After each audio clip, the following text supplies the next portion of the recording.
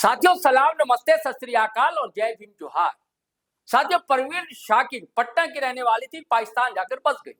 एक उर्दू की शायरा थी, यानी कि कवित्री थी। उनका एक शेर दोस्तों बहुत ही मशहूर है, मैंने पोस्ट भी किया था फेसबुक पर कि मैं सच बोलूंगी फिर भी हार जाऊंगी, मैं सच बोलूंगी फिर भी हार जाऊंगी, वो झूठ बोलेगा और लाजवाब कर देगा।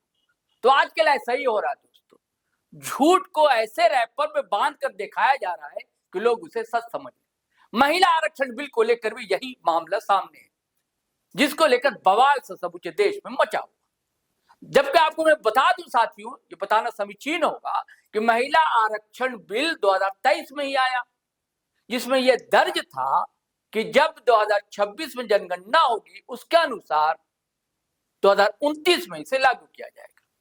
लेकिन आनन फानन में जब समूचे कई राज्यों में, 5 राज्यों में चुनाव हो रहे विधानसभा के, और भारतीय जनता पार्टी फंसती हुई दिखाई दे रही थी, क्योंकि गैस पेट्रोल महंगाई, इससे जनता त्रस्त थी।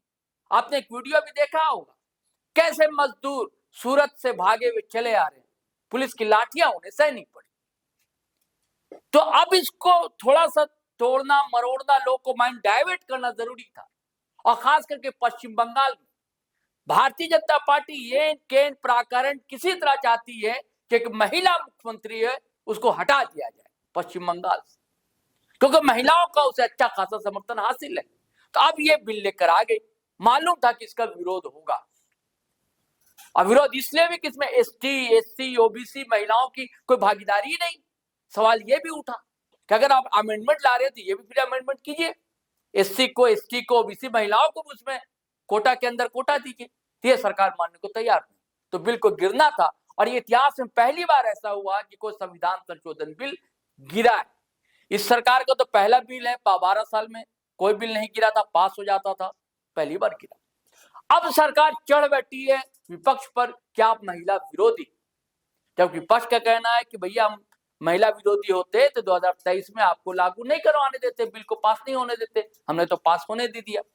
इसको लेकर कांग्रेस प्रमुख विपक्षी दल है, ज्यादा आक्रामक है, हमलावर है, और झारखंड भी इससे दोस्तों अछूता नहीं।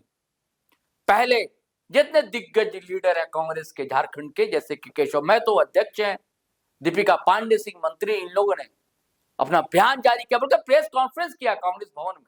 मैं चाहता हूं पहले आप वो सुनिए, इनका गुस्सा कैसे फूट रहा है। उसके बाद आज महानगर कांग्रेस और महिला कांग्रेस के नेत्रियों ने जो कहा वो भी हम दोस्तों सुनवाएंगे। पहले सुनिए केशव महतो ने क्या कहा और दीपिका पांडे सिंह क्या बोलती है। आप सभी जानते ही होंगे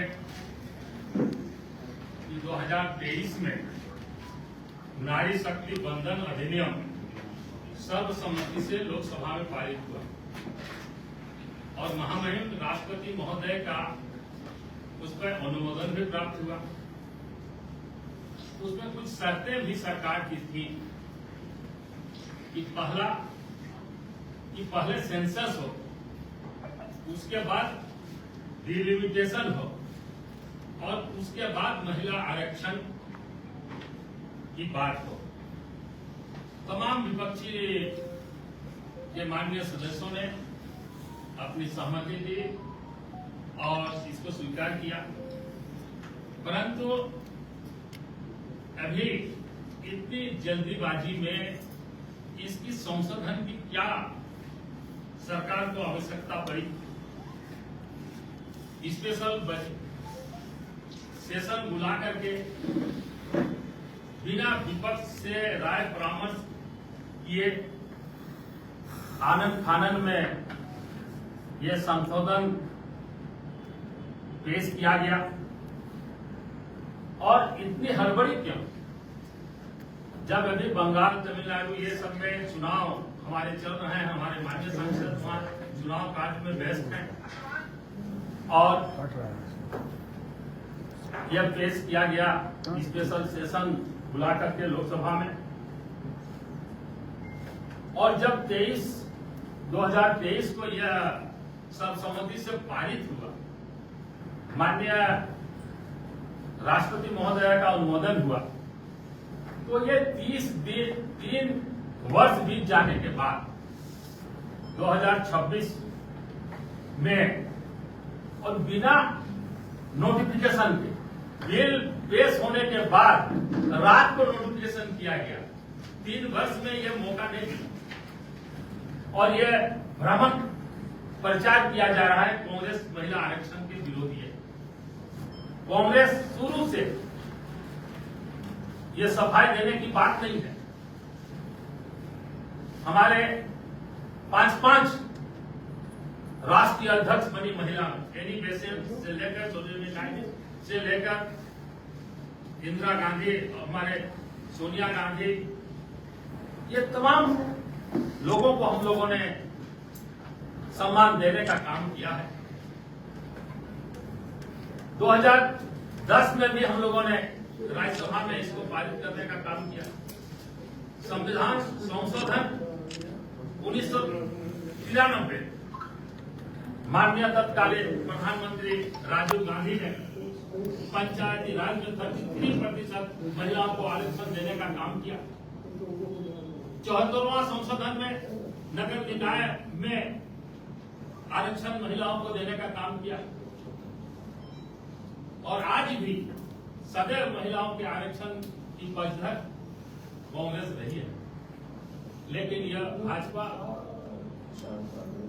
भ्रामक प्रचार कर रही है। इसका एक ही एजेंडा था कि ये चुनाव में इसको प्रोपेगेंडा करें। और आप देखेंगे कि जिस तरह से 2024 के लोकसभा चुनाव में इनकी सीटें घट गई, 240 में आ गई और 400 के पार भी जब नहीं हुआ, देखा कि मेरे जमीन दस्तक में गए, तो इन्होंने जो है 1 नेशन 1 इलेक्शन, SIR, चाहे बिहार हो, बंगाल हो, और उसके बाद अधिकतर वोटों को डिलीट करने का काम किया। तो इस तरह से ये एक सोची समझी चाल के तहत स्पेशल सेशन बुलाकर के ये जानते थे और इस तरह के ये से संघीय ढांचा पर भी छोटे राज्यों पर इसका बुरा असर होगा। अब हम सबों की मांग है, कांग्रेस पार्टी की मांग है कि भाई जिस तरह ST/SC को आरक्षण का लाभ मिलता है, OBC को भी संसद में और लोकसभा विधानसभा में उनको भी आरक्षण का लाभ मिले। तो इस तरह से अब कांग्रेस पूरे प्रदेश में इस पर अपना जन जन तक लोगों के बीच जाएगी और सच्चाई से आम जनता को, लोगों को अवगत कराने का काम करेगी। और कल सभी प्रमंडल में हम लोगों ने इसके संबंध में प्रेस वार्ता के माध्यम से और दूसरे हमारे जो कार्यक्रम होंगे उसकी हम लोग घोषणा करेंगे। अब माननीय नेता विधायक श्री प्रदीप यादव से अनुरोध करता हूं कि वो अपना विचार रखें। प्रधानमंत्री जी का आप लोगों ने संबोधन सुना। 58 टाइम्स उन्होंने कांग्रेस का नाम लिया। जब ये नारी शक्ति वंदन अधिनियम 2023 में पारित हुआ 21 सितंबर को, उसके बाद से लगातार महिलाओं में यह रोष था, खास करके जो राजनीतिक महिलाएं हैं उनमें विशेष करके, कि अगर इनकी नीयत साफ होती तो वो तत्काल प्रभाव से लागू होता। 2024 में महिलाओं को आरक्षण मिलता और वो लोकसभा और विधानसभा, आज कई राज्यों में चुनाव हो चुके, अगर 19 में नहीं भी किया इन्होंने तो कम से कम 24 में करते तो कई महिलाएं आज सशक्त आवाज बन करके पार्लियामेंट और विधानसभा में अपनी बातों को रख रही होती। लेकिन इन्होंने 24 में नहीं किया, 29 में करेंगे कि 34 में करेंगे कि 39 में करेंगे, यह बातें भी साफ नहीं है। बिना किसी बातों को बहुत दबाव बनाए पूरे विपक्ष ने, महिलाओं की बात थी तो उसको सर्वसम्मति से पारित किया। इनकी मंशा साफ नहीं थी, इसलिए इन्होंने 24 में से लागू नहीं किया, अन्य राज्यों के लिए लागू नहीं किया और देर रात 16 अप्रैल को 2026 को इस अधिनियम को, जो पहले 23 में पास हो चुका था, उसको नोटिफाई किया। इनकी मंशा थी कि ये महिलाओं को आगे करके कुछ शिकंडी की तरह व्यवहार करके परिसीमन की जो बातें हैं उस पर अपना खेल खेलें और दोषारोपण करने के लिए महिला अधिनियम बिल की बात इन्होंने रखी, संशोधन की बात रखी, ताकि जब यह पास हो तो लोग समझ ना पाए कि इनका सत्ता का खेल 2029 का 2026 में ही शुरू हो गया है। सिर्फ और सिर्फ सत्ता में वापस बैठने का इंतजाम भाजपा और भाजपा के जो पार्टी संगठन के लोग हैं, या फिर इस देश के प्रधानमंत्री हो या गृह मंत्री हो, इनका मकसद सिर्फ और सिर्फ 29 में कैसे तो साथियों, आपने सुना केशव महतो ने क्या कहा और दीपिका पांडे सिंह कैसे भड़की हुई थी। उनका भड़कना आप वाजिब भी कह सकते हैं या कुछ लोग कुतर्क भी कर सकते हैं। और अब सुनिए महानगर से जुड़े हुए नेता और नेत्री जैसे गौतम उपाध्याय थे, अवनीता पाठक थी, इन्होंने आज क्या कहा वो हम आपको सुनवाते हैं। सभी मीडिया बंधुओं का स्वागत है कांग्रेस कार्यालय में। मैं गौतम उपाध्याय, महानगर उपाध्यक्ष। आज हम लोगों को देखने को मिल रहा है कि किस तरीके से एक नया वर्जन मोदी जी द्वारा जो है चलाया जा रहा है और उसमें महिलाओं को फिर से टूल किट की तरह इस्तेमाल किया जा रहा है। जो विधेयक 2023 में ऑलरेडी पारित हो चुका दोनों सदनों से, उसको स्वीकृति कब मिलती है? 2026, 2 दिन पहले, जब ये फिर से उस विधेयक में कुछ अमेंडमेंट्स करना चाहते हैं और जिसकी जानकारी विपक्ष को बिल्कुल भी नहीं होती है, ना ही उनके लोगों को होती है। तो वो करना क्या चाहते हैं, करते क्या है, ये वो खुद नहीं जानते। तो सबसे इम्पोर्टेंट बात ये है कि जब 16 तारीख को ये विधेयक एक लीगल रूल बन जाता है तो उसमें अमेंडमेंट करने की ज़रूरत क्या पड़ती है। और सबसे बड़ी बात ये है कि आखिर इस चीज़ को करने के लिए उनको 3 साल का समय जो लगा, जो व्यक्ति 18 घंटे काम करता हो तो उसे ये 3 साल का समय क्यों लगा? क्या वो महिलाओं के साथ में बेईमानी नहीं है? अगर इसको राजनीति के तौर पर अगर हम लोग देखते हैं तो महिलाओं को तो उन्होंने ठगने का काम किया, अपने संगठन को ठगने का काम किया। आज जो महिलाएं रोड में उतर करके प्रदर्शन कर रही हैं, जिस तरीके का भाषा का प्रयोग किया जा रहा है कांग्रेस के लिए, कांग्रेस के साथियों के लिए, तो ये निंदनीय है। आप अपने आप के अलावा पूरे देश को ठग रहे हैं। और सबसे इम्पोर्टेंट बात, क्या मोदी जी ने कभी भी ये बात कही कि अगला अध्यक्ष उनका एक महिला होगा? क्या आरएसएस में महिलाओं को जाने का परमिशन उन्होंने ग्रांट करवा दिया या कब जाएंगी? ये हमारा सवाल है कि महिलाओं को आरएसएस में अगर जाने की इच्छा होगी तो वो कब उसकी हिस्सा बन सकती है या बन भी सकती हैं कि नहीं। तो आप एक तरीके से महिलाओं को ठगने का काम करते हैं, टूल किट की तरह इस्तेमाल करते हैं, और उसके बाद आप इस तरह का चुनावी दौर में आप कोड ऑफ कंडक्ट जो चल रहा है बंगाल चुनाव को लेकर के, केरल चुनाव को लेकर, आप उल्लंघन करते हैं। आप डीडी न्यूज़ चैनल, जो कि सरकार का चैनल माना जाता है और है भी, आप उस पर आकर के संबोधन करते हैं, जनता को एक मैसेज देते हो। क्या ये उल्लंघन नहीं है? क्या मीडिया इस बात पर सवाल उठाएगा या किसी भी पत्रकार बंधु में ये शक्ति है कि जा करके भाजपाइयों से पूछे कि आखिर मोदी जी इस तरह का काम क्यों करते हैं? और सबसे अहम बात कि जब परिसीमन की बात आती है तब वो अलग अलग हथकंडे क्यों अपनाते हैं, क्यों घड़ियालू आंसू बहानी पड़ती है उन्हें।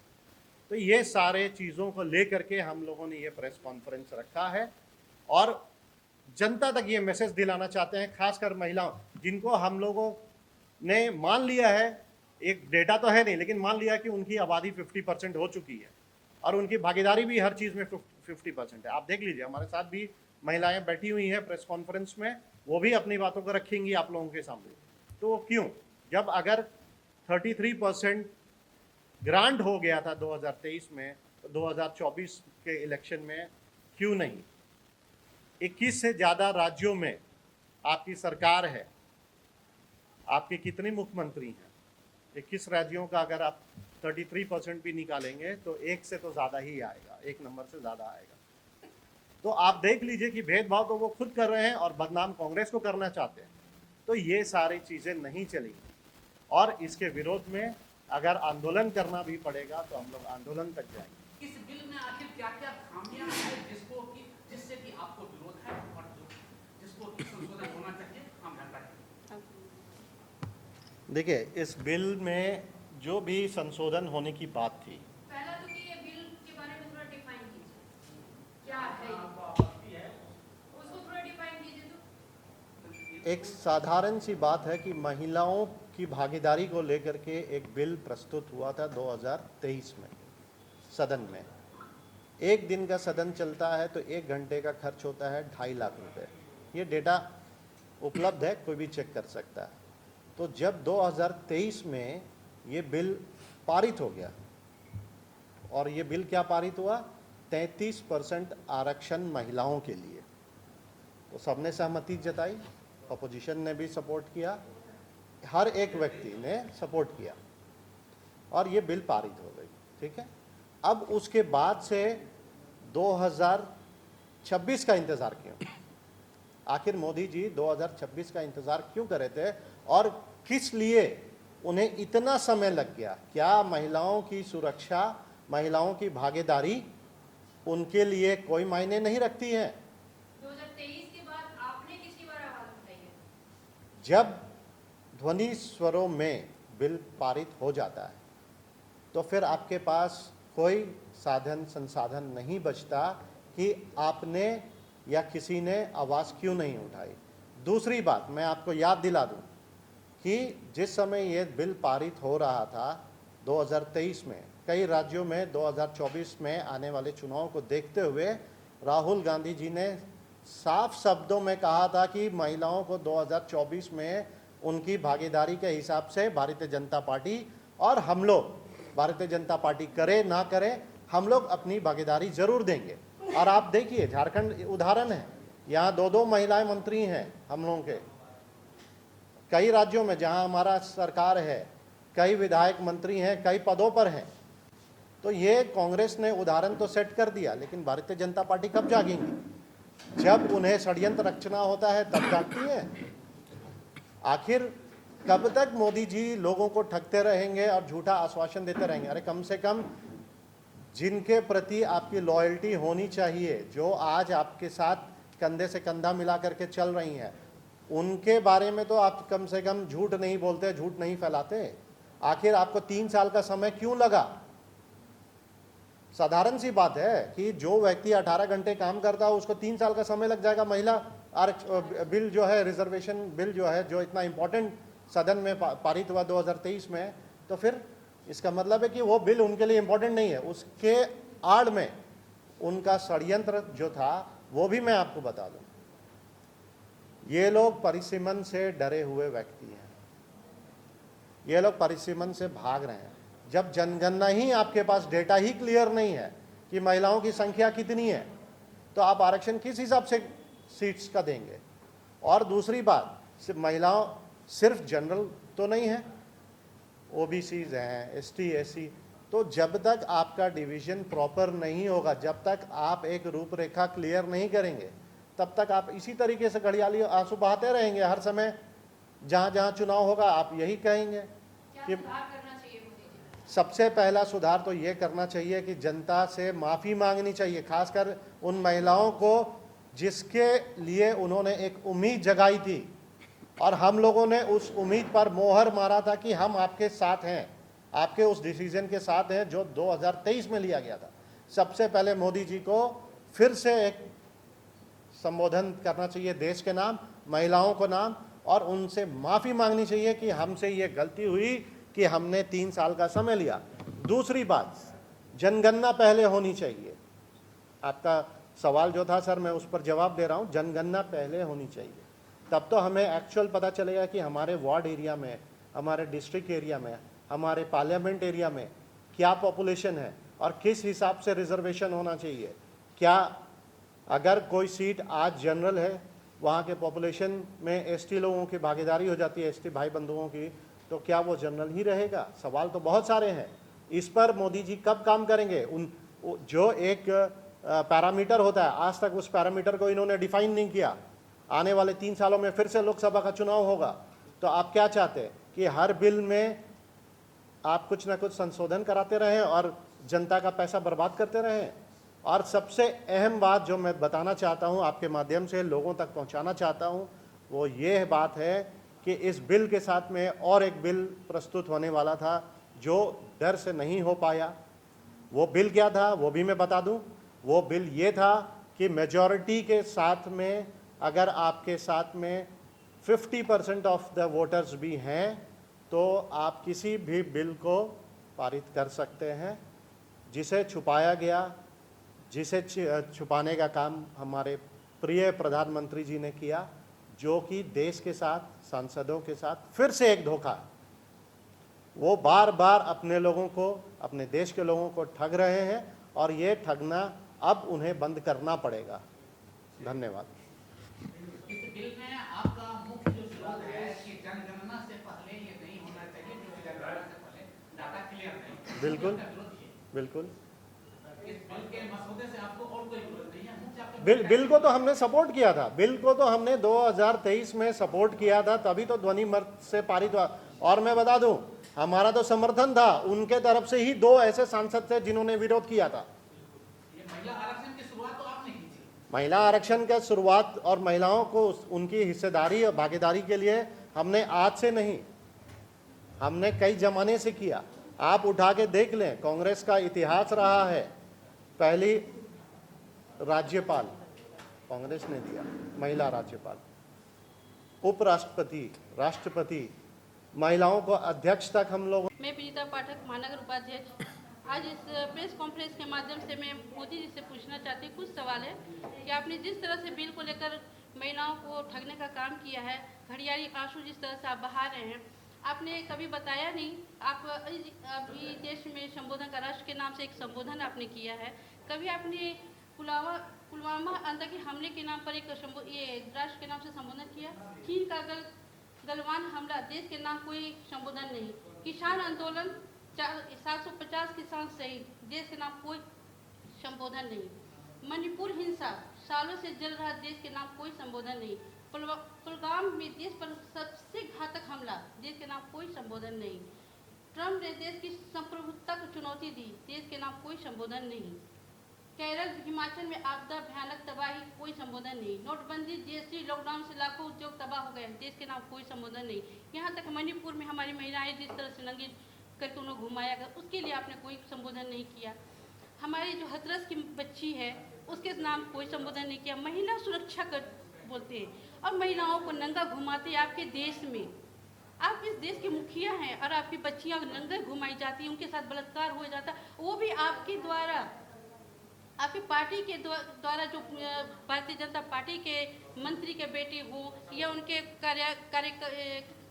कार्यालय का कोई अध्यक्ष उपाध्यक्ष हो, इस तरह से हर कांड में भाजपा का नाम आता है। और आप बोलते हैं कि हम बच्चियों को सुरक्षा दे रहे हैं, महिलाओं को एक बल दे रहे हैं, महिलाओं की सुरक्षा दे रहे हैं। बेटी पढ़ाओ बेटी बचाओ का एक नारा देते हैं और बेटी का हर समय बलात्कार होता है। आपके देश में आज से 2014 से लेकर आप आंकड़ा देखिए, सबसे ज़्यादा अगर देश में बलात्कार हुआ तो 2014 से लेकर और अब 2026 तक का देखिए आप देश में किस तरह से भयानक स्थिति है। महिलाओं के साथ आपने कितना अन्याय किया और आप बोलते हैं कि हम बच्चियों का सुरक्षा प्रदान करते हैं, महिलाओं के हित में काम करते हैं। किसी तरह से आपका हित सामने हम लोग को समझ नहीं आ रहा है। भारतीय जनता पार्टी की महिलाएं रोड में चिल्ला रही हैं, उनको समझ में भी नहीं आई ये बिल क्या है। महिलाओं के आगे करके आपने जो गंदा खेल खेला है मोदी जी, ये देश आपको माफ़ नहीं करेगा। जिस तरह से अभी पढ़े लिखे वर्ग समझ रहे हैं, उस तरह से हमारे पूरे देश के महिलाएं भी समझ रही हैं कि आपने कौन सा खेल खेला है। परिसीमन 2027 में जब जनगणना होना है, बाकी है, तो फिर आप 2011 के तर्ज पर किस तरह से परिसीमन का बंटवारा कर रही हैं? क्यों आप लागू करने पर इतने उतार हुए? 2023 में जब ये बिल पास हो चुका था तो 2000 इतने 3 साल तक आप कहाँ थे? 4 साल 2025 में 24 में क्यों नहीं लागू किए? 2029 को लेकर आप बैठे हुए, तो 2027 में जनगणना पूरा हो जाने दीजिए, फिर आप इसको लागू कीजिएगा। क्यों आप में इतना हड़बड़ी है? क्यों, क्या हुआ? आपको कुर्सी जाने का डर है, सत्ता जाने का डर है? मत डरिए मोदी जी, सत्ता एक न एक दिन तो ऐसे भी आपका जाने ही वाला है। जिस तरह से आपने काम किया है वो काम आपका सफल होने वाला नहीं है। पब्लिक जाग चुकी है, जनता जाग चुकी है, और महिलाओं को आड़ में लेकर आप गंदा खेल मत खेलिए। महिलाएं भी जाग चुकी हैं।